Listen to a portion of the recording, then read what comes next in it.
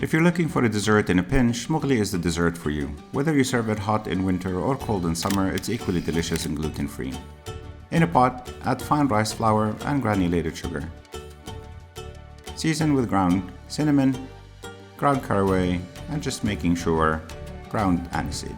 Add 7 cups of water and whisk for a few minutes until substantially dissolved. Place on high heat and bring to a boil, whisking constantly, lower heat to medium and keep whisking. Crush the walnuts and then the pistachios to a medium or fine pieces. Whisk for 20 minutes until mixture resembles thick gravy. Add dollop on a plate, let cool and touch. If rebounds, it's ready. Divide into dessert bowls, let cool for 45 minutes and then cover and refrigerate for at least 4 hours or preferably overnight.